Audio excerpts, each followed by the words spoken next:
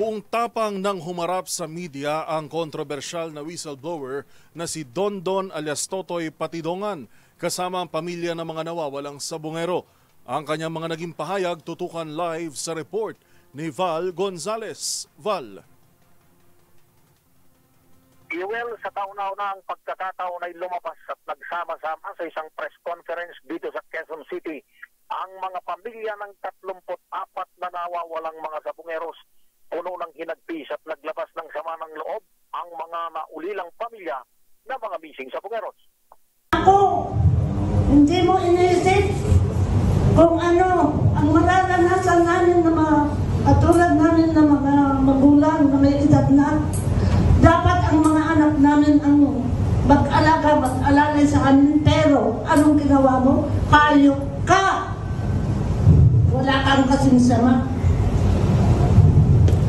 Magsisinungaling ka? Aminin mo na. Ikaw na ari ng sabungan. Yung anak ko, wag mo sabihin na hindi sa sabungan mo na wala dahil yung gate pass niya. Nakita namin doon sa sinturera ng pantalon ng anak ko, doon sa sasakyan na pinadala nyo, doon malapit sa amin sa Kalumpit. Talaga. Hinihingi ko sa Panginoon na bago man lang ako pumikit, mabigyan ng hustisya yung aking anak.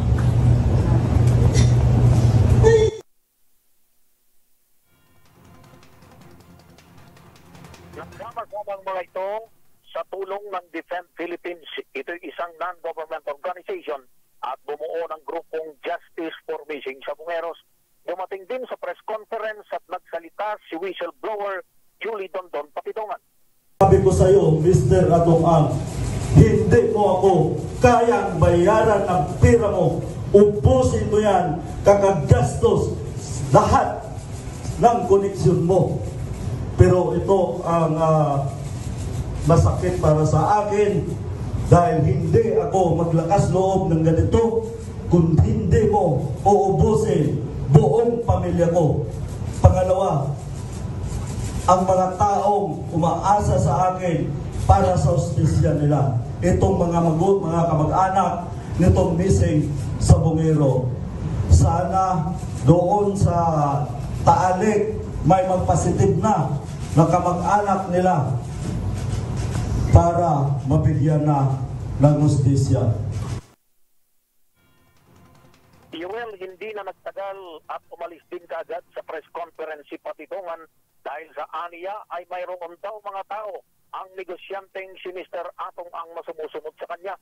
Mayroon aniyang isang kernel na kumuha ng kanyang 12 cellphone at maging ng kanyang passport. Sabi ni Patidongan, babanggitin niya ang pangalan ng nabanggit na opisyal sa isasampa nitong kaso ngayong araw sa National Police Commission. Si Patidongan ay nasa tanggapan na ngayon ng NAPOLCOM dito sa Quezon City para maghain ng reklamo laban sa aniya ay mga miyembro ng PNP na umano'y sangkot sa pagkawala at pagpatay sa mga missing sabongeros.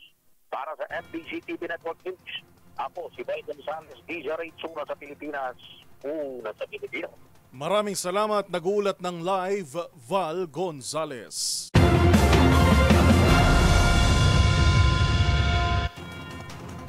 Kaugnay ng balitang yan, nagpapatuloy pa rin ang search and retrieval operations para sa mga bangkay ng nawawalang sabongero.